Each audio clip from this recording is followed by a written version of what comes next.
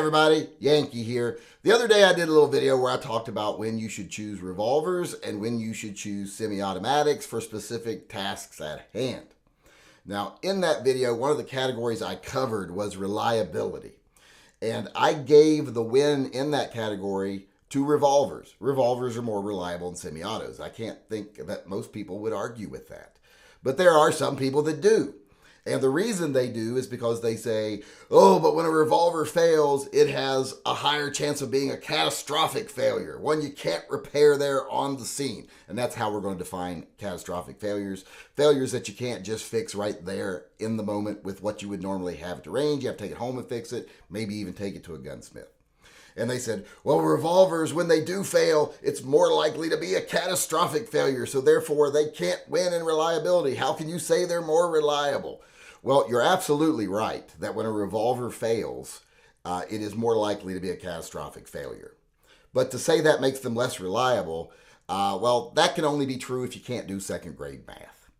If you can do second grade math, you'll see that revolvers are still far more reliable, even though a larger portion of their failures are catastrophic.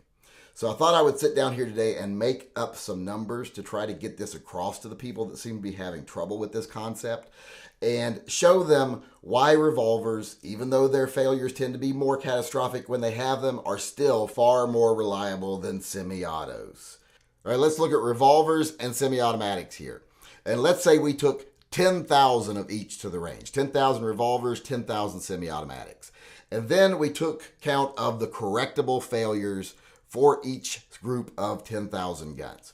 Now, revolvers don't have a lot of correctable failures. I'd be surprised if there was 3 correctable failures because, like I said, when they fail, it tends to be catastrophic. However, semi-automatics are far more likely to have correctable failures. So we're going to say 71 for semi-automatics. You know, they have magazines, they have to feed and eject bullets, so you got failure to feeds, failure to eject, magazine issues. Although I would say that most magazine issues fall under a catastrophic failure if you just have one magazine, but let's assume most people have enough brains to carry more than one magazine, so we're going to call magazine failures correctable failures. And if we look at this number, 71, you can see that's way more than the 3. That's many times more likely that you are to have a correctable failure. So in this category, revolvers are clearly the winner. They're clearly more reliable.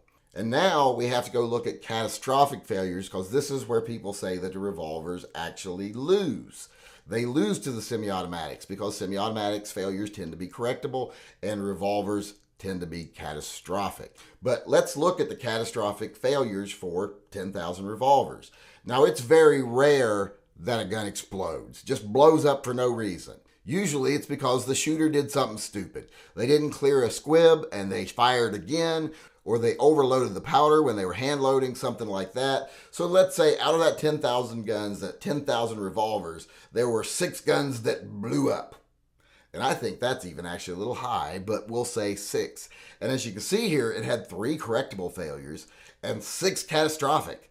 So it's twice as likely to have a catastrophic failure as it is to have a correctable failure. So that means when revolvers fail, it is more likely to be catastrophic. But when we go over here to the semi-autos, I'm going to say catastrophic failures are still very rare for semi-autos. Same things, squib loads, overpowered rounds, things like that. But there's other stuff that comes into account too. And let's say they fail 9 times out of the 10,000. That's a pretty low number, but it's still more than the 6. It's 50% more. So when you look at this category right here, the semi-automatic is still not as reliable as the revolver. They do have more catastrophic failures. And anyone's got experience at ranges or with guns. I've been shooting for almost 50 years now, like 48. And I can tell you, and anyone else can tell you that has that kind of experience, that yes, semi-automatics will fail catastrophically more than revolvers, but it's not that much more. But still, when you look at 6 versus 9, that's 50% more, so therefore the revolver wins. But you can still see here, though, that when a revolver does have a failure, it's twice as likely to be catastrophic. When you look at the semi-automatic over here, it's like 9 times more likely to be a correctable issue, a correctable failure. But that doesn't make it more reliable overall. The Revolver still only had 3 correctable failures and 6 catastrophic, whereas the semi-auto had 71 correctable and 9 catastrophic. So the Revolver is clearly still more reliable. So as you can see with some simple math, you can see very easily why it can be true that when a Revolver fails, it's far more likely to be a catastrophic failure, and when a semi-automatic fails, it's far more likely to be a correctable failure. Those things can both be true, but in the end, the semi-automatic is still less reliable than the Revolver overall.